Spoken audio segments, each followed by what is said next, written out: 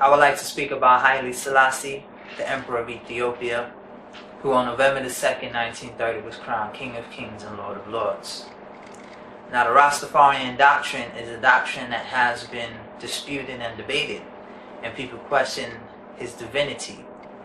But it's in a historical fact that he was crowned King of Kings and Lord of Lords on November the 2nd, 1930. And the Bible talks about the King of Kings and the Lord of Lords. And Jesus said that the kingdom of heaven will be established upon earth. So when the prophecy is fulfilled, we must recognize that it has been fulfilled and believe on him who has fulfilled that prophecy about God. But it is common. It's common in the world to say that Sellassie is not God, that he is not the God of the Bible, right? It's common for people to say that. It's common for people to believe in an invisible God, to believe in the sky. But yet, there are certain things in the Bible. You don't have to believe man. Believe in the Bible, because there are certain things in the Bible that talks about God, and believe in what the Bible says about God. Because even though it's common for people to believe that God is invisible, the Bible in fact does not say that God is invisible. The Bible actually says God is clearly seen. But if we don't believe in God, then he will be invisible to you. Let's go to Job. Job chapter 19. In Job chapter 19 verse 23 it says, "Oh that my words were now written. Oh that they were written in the book, that they were graven with an iron pen and lead in the rock forever. For I know that my Redeemer lives, and my Redeemer is the Lord, and that he shall stand at the later days upon the earth.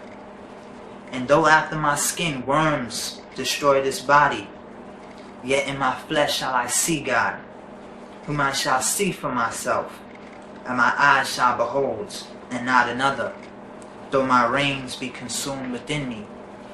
So where does this philosophy come from, that God is invisible? Because it doesn't come from the Bible. It comes from the people's own unbelief that Sellassie is not the Lord.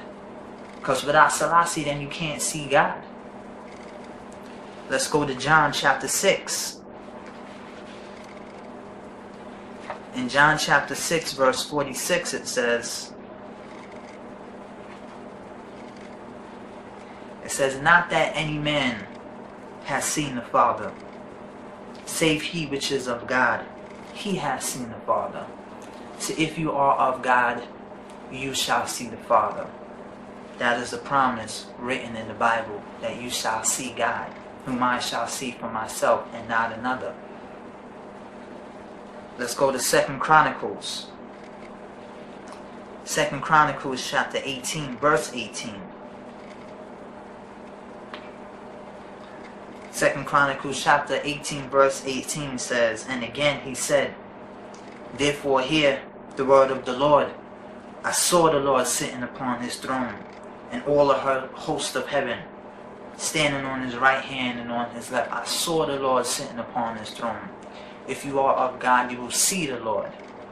That is the promise of Jesus, is for you to see the Lord and know that Haile Selassie is the Almighty and that there is no other. Let's go to Revelations. In Revelations chapter 20.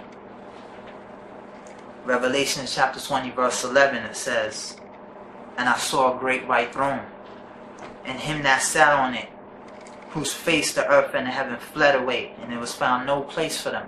I saw him who sat on the throne, from whose face the heavens and the earth fled away." So it doesn't say God is invisible. It says that you have seen God, but yet they fled away from God, meaning you don't believe in God. They fled away from Haile Selassie, but there was found no place for them. Because without Sellassie, there is no fulfillment of the prophecy. But yet the Bible is a living document, meaning that it must be fulfilled, and it will be fulfilled, and it has been fulfilled. But the reason why you can't see that fulfillment is because you don't believe in his majesty. Haile Selassie the first. You don't believe in him, right? It said there was found no place found for them, meaning that if you don't believe in Haile Selassie, there is going to be no other sign. We're waiting for the sky to bust open and for somebody to come out of the clouds. There's not going to be anything like that. It has been fulfilled already on November the 2nd, 1930 in Ethiopia, when Haile Selassie was crowned King of Kings and Lord of Lords. And I saw the Lord sitting upon his throne. Let's go to Revelations again, chapter 22, verse 4. And in Revelation 22, verse 4, it says, and they shall see his face. Again, it's common to believe God is invisible, but that's only because they don't accept Sellassie for who he really is. But the Bible never said God is invisible. It says they shall see his face, and his name shall be in their foreheads. They shall know the Lord. That is the promise, for you to know the Lord. Let's go to Matthew. In Matthew chapter 5, Matthew chapter 5 verse 8, it says, blessed are the pure in heart, for they shall see God. Over and over and over again. Blessed are the pure in heart, for they shall see God. I seen the Lord. I saw the Lord sitting upon his throne, from whose face his name shall be written in their forehead. They shall see his face over and over again. That my words was written in a book in lead forever, so that they can't be changed. I know that my Redeemer lives, and he shall stand, and I shall see him over and over again. So where does this myth and this theory come from that God is invisible? It comes from your own unbelief, because they don't accept the fulfillment of prophecy. Let's go to Romans. Romans chapter 1. Romans chapter 1 verse 19. And it says, because that which may be known of God, is manifest in them, for God has showed it to them. God has showed it to us. God has showed it. It says, for the invisible things of him from the creation of the world are clearly seen. The invisible things of him from the creation of the world are clearly seen, meaning it's not invisible. That God is not invisible. That these things have been manifested. That the prophecy has been fulfilled. The invisible things of him from the creation of the world are clearly seen, being understood by the things that are made, even his eternal power and Godhead, so that they are without excuse.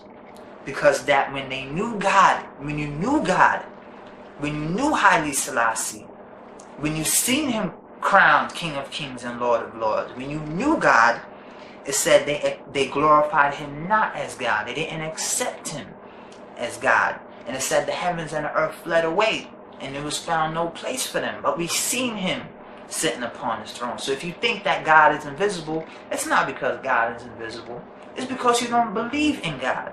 It says when you knew God, they glorified him not as God, neither were thankful, but became vain in their imagination, and their foolish heart was darkened. Vain in your imagination. That's what they was. Because you imagine God to be a certain thing. You imagine you seen a painting, you seen an idol, you look in the sky, and whatever your imagination is of God, that's what you think God is. But God does not follow your perception of him. If you think that God is a frog, some people think God is a frog. Some people think God is a tree. Some people think God is white. Some people think God is this and God is that. But God doesn't go according to what you imagine about him. It said they became vain in their imagination, because your imagination is not God.